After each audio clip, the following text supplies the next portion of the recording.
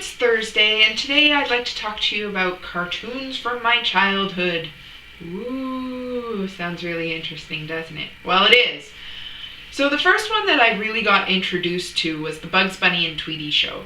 That was kind of the bonding that happened between my dad and I. Every Saturday morning we'd watch the Bugs Bunny and Tweety show before he'd take me to dance class. He had watched it when he was younger, and I was just on the cusp where they were still slightly racist. So they were actually really funny.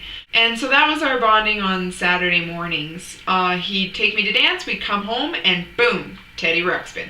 Teddy Ruxpin was a nice bridge between the morning dancing and the afternoon watching World Wrestling Federation, of course.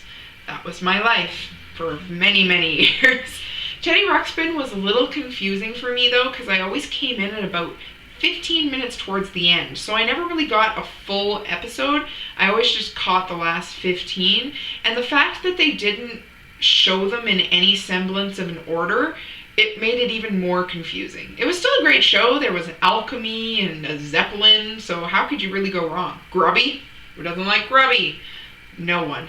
That's who. This kind of led on to more cartoons as I got older. So you got The Real Ghostbusters, which was a great cartoon. Didn't really fit the flow of the movies, but it was still an awesome show. There was also My Pet Monster, where there was a little monster and a big monster and humans trying to get along with the monster. And it sounds really silly, but it was actually quite good. And you know, your standard Care Bears. Everyone watched Care Bears. I mostly watched it because I thought No Heart was badass. Because, I mean, let's face it, he's called No Heart for heaven's sakes. That's just cool. And then, again, like Gem and the Holograms, She-Ra, He-Man, Hercules, you know, with Newton.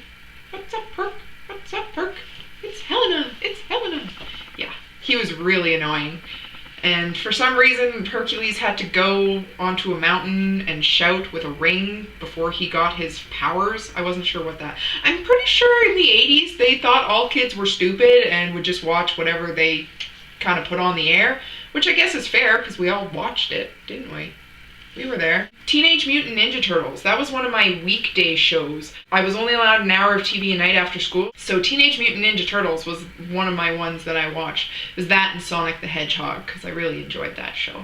But Teenage Mutant Ninja Turtles was great, shaped my childhood. Although I played mostly with boys, I was quite the tomboy, and they always made me be April. You know why? Because I didn't eat the pizza with peanut butter and the banana on it. But that's gross. No one wants that. So I had to be April. Didn't even get a gun or anything. It was just like run around getting kidnapped by Shredder. Woo! Super fun. Then we got more into the early 90s with Batman the Animated Series. I've talked about Batman before, and so I don't really need to go on about that, but greatest show ever. I don't really need to say much more. And yeah, we're getting into more of high school years. Not really, cartoons kind of petered off, but you know, you had Recess, you had Doug, you had Pepper Ann. They were pretty good shows.